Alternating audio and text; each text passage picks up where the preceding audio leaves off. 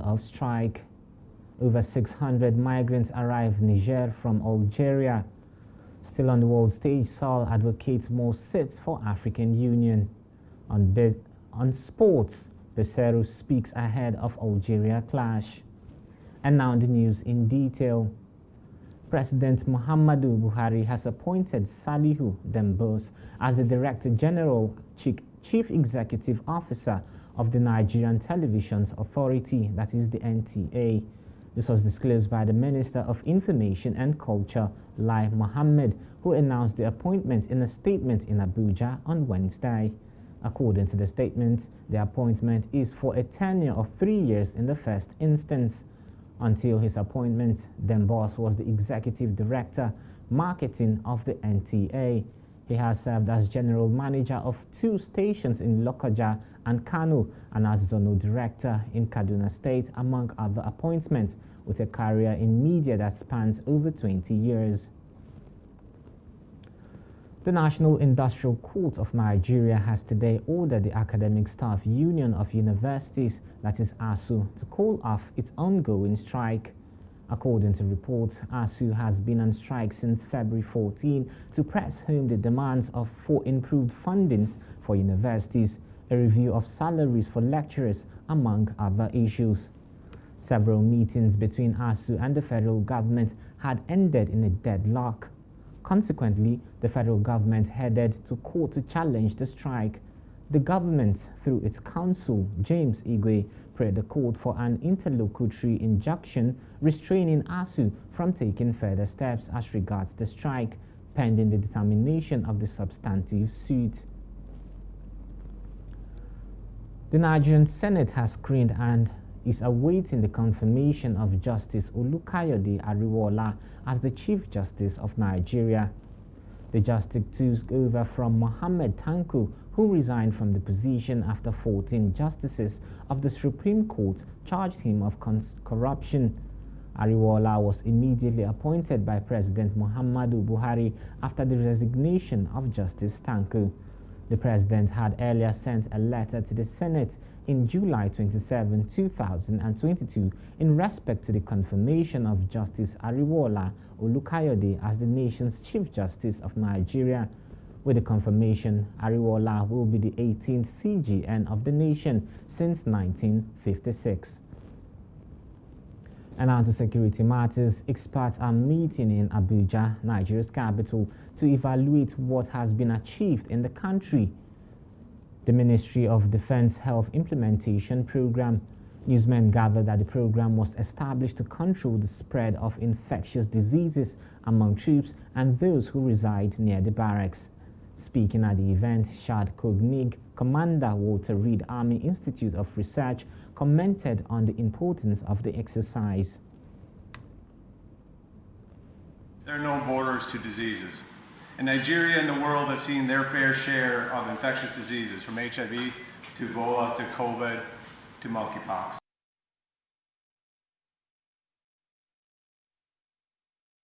Deputy Chief of Mission, U.S. Embassy, David Green, also gave his remarks at the event.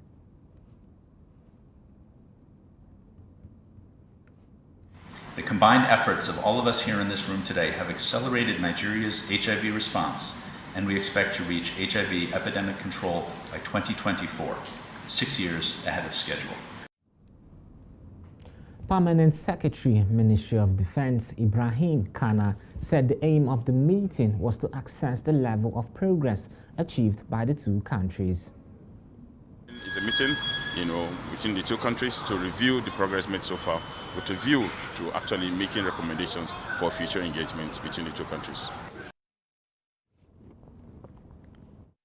It's a meeting, between the two countries to review the progress made so far, with a view to actually making recommendations for future engagements between the two countries.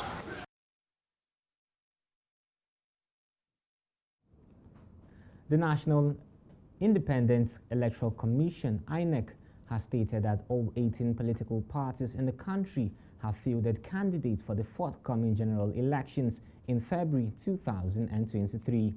The Commission stated this in a statement signed by its National Commissioner for Information and Voter Education Committee, from its regular weekly meeting held on Tuesday in Abuja.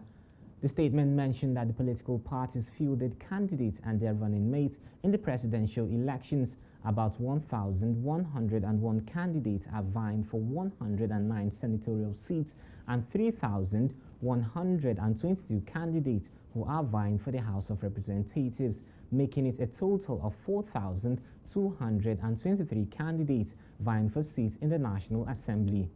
In terms of gender, 3,875 candidates are make up of 35 for presidential and vice presidential race, 1,008 for Senate and 2,832 for the House of Representatives.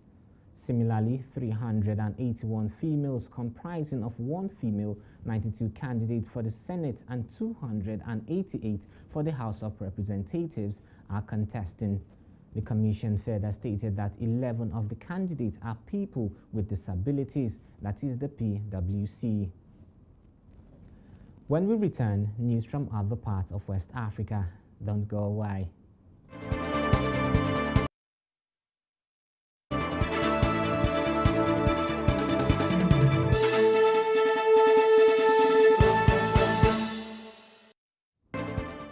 Welcome back and thank you for staying with us. Now to news from other parts of Africa. More than 600 migrants from different African countries have arrived in northern Niger after being turned back from Algeria. According to local authorities, on Tuesday, some 669 people turned back from Algeria, including 2 Nigerians and 667 West and Central African nationals, arrived on foot on September 17 in Asamaka, the Nigerian town closest to the Algerian border, after being turned back from neighboring Algeria. Of the 676 migrants, 648 were men, 14 were women, and 5 minors. They include 286 Malians, 166 Guineans, 37 Burkinabe, 27 Senegalese, and 25 Beninese. The International Organization for Migration, that is IOM, also confirmed to newsmen the arrival of the wave of migrants from Algeria without, however, advancing the number. The group also includes 22 Ivorians, 21 Gambians, 21 Sudanese, 19 Nigerians, 14 Cameroonians, and 14 Sierra Leoneans. In addition, nationals from Chad, Mauritania, Guinea-Bissau, Liberia, and Togo are among those turned back. Senegal has appointed Oulimatara Sarr as Minister of Economy, Planning and Cooperation. While speaking to newsmen, Sarr disclosed that she is more interested in microfinance for women, microfinance especially among women. Sarr, a finance expert with more than 25 years in finance and development, becomes the first woman to hold this post. Prior to her new role, she served as the UN Women Regional Director for West and Central Africa, coordinating its activities in 24 countries in Africa.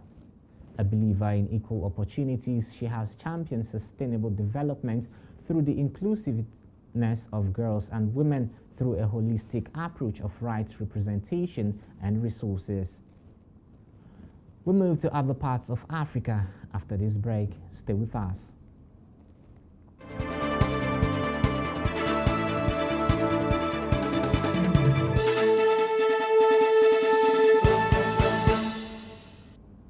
Welcome back and thank you for staying with us.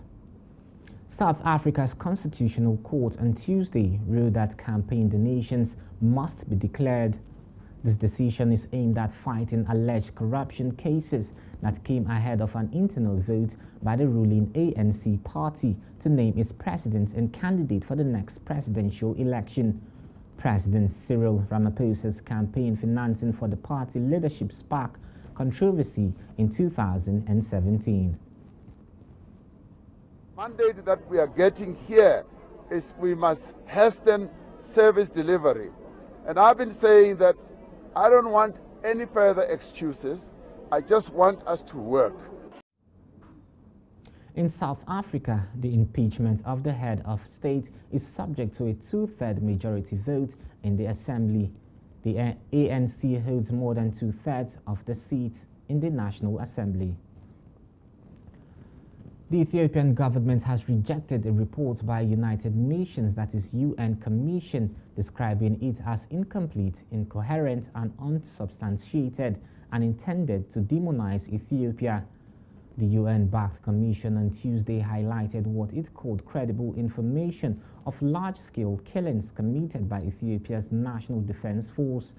According to the Ethiopian government, it regrets the hasty, substandard and agenda-driven pathway the International Commission of Human Rights experts and Ethiopia chose to discharge its responsibility, adding that the report was a manifestly political statement issued under the guise of an investigation report. The government defended itself, saying it had brought perpetrators of human rights violations to justice. But the federal government and the rebel Tigray forces have accused each other of human rights violations as the war in northern region of Tigray rages.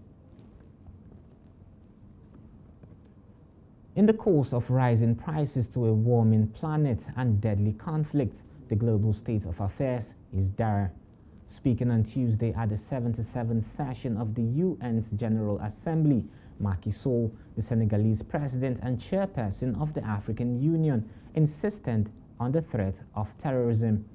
During this first in-person General Assembly since 2020, Sall also reiterated his call for a better representation of the continent on the world stage. The Senegalese president pleaded for the lifting of sanctions imposed on Zimbabwe. The AU chairperson also said that Africa does not want to be the breeding ground for a new Cold War, alluding to the pressure mounting on the continent's leaders to choose sides over the war in Ukraine. Still to come is business news on Africa Today. Stay with us.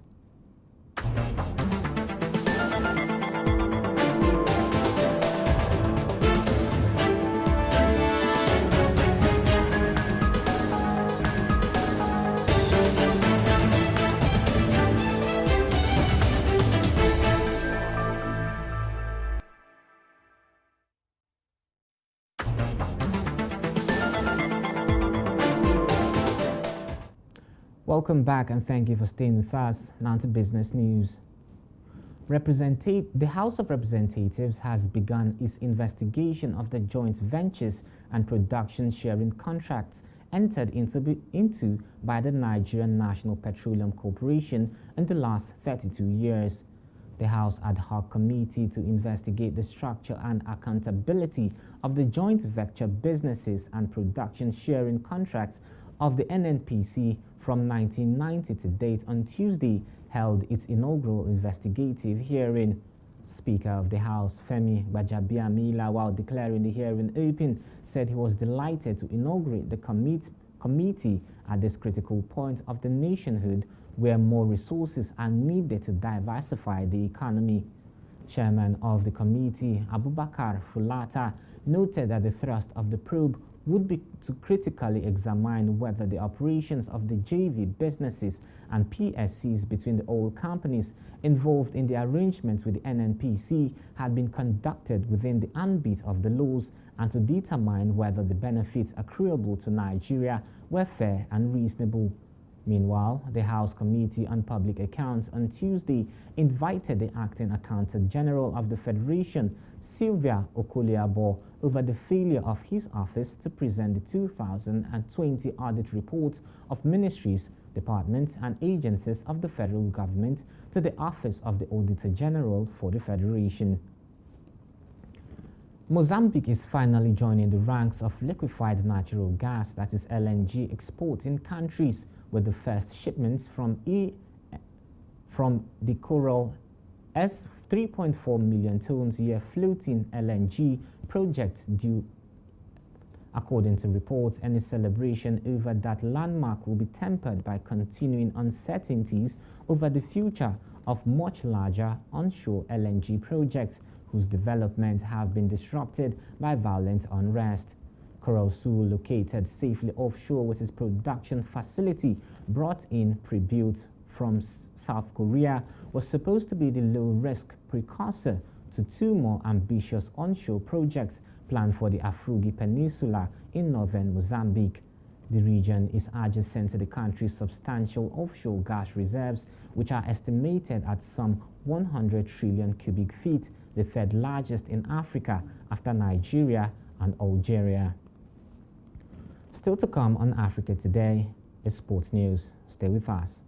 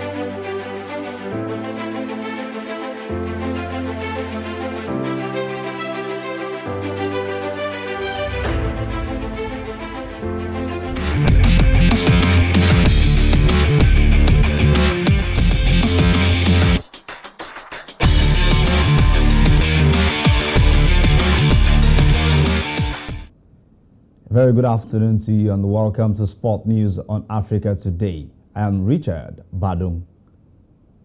World Athletics Championship Commonwealth Women's 100-meter hurdles record holder Tobia Muson has gotten a 12.12 seconds finish ratified.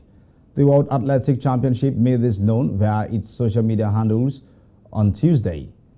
The Nigerian track queen set at the 12.12 seconds at the 2022 World Athletics Championships that took place in Oregon, United States a few months ago.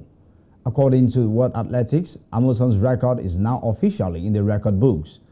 After clocking an African record of 12.40 in the 100-meter hurdles heat, the world was put on notice that 25-year-old Amuson was capable of something special.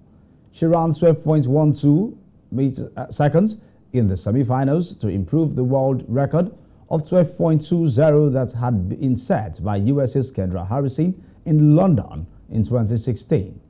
Amuson continued the feat as she followed with a remarkable performance with a wind-assisted 12.06 seconds to win the finals.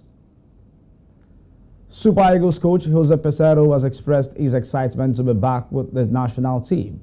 In a tweet, Peseiro said he is looking forward to a week of training and hard work ahead of the team's clash with Algeria. The Portuguese gaffer took over as the head coach of the Super Eagles in May and has overseen 4 matches, winning 2 and losing 2. His last game in charge was the 10-0 thumping of Sao Tome and Principe in Morocco 3 months after. The team is converged in Constantino as they get prepared to face the Desert Foxes of Algeria in an international friendly game on September 27. Meanwhile, Leicester City forward Kelechi Iheanacho has been confirmed as the latest player to arrive camp, as the number of players now hits 22, with Francis Uzoho and Ibiwe Duru still expected to join other Eagles. Confederation of African Football, that is CAF, has announced the increment in the cash prize for the winners of the Continental Champions League and Confederation Cup. This is according to the update from the CAF headquarters in Cairo, Egypt. The new winner of the Championships League will now earn $17.6 million, while the winner of the Confederation Cup will get $9.9 million. The 2 trophies are presently in Morocco as Wydad Casablanca won the Champions League, while RS Berkane emerged as the winner of the Confederations Cup. The previous winner of the Champions League had earned $12.5 million, while the winner of the Confederation Cup received $6.375 million. Meanwhile, in pursuit of the big prize, 3 Nigerian football clubs that include Rivers United, Plateau United and Kwara United are still in contention for the African titles. And that's sport news on World Now at 4. I'm Richard Badung.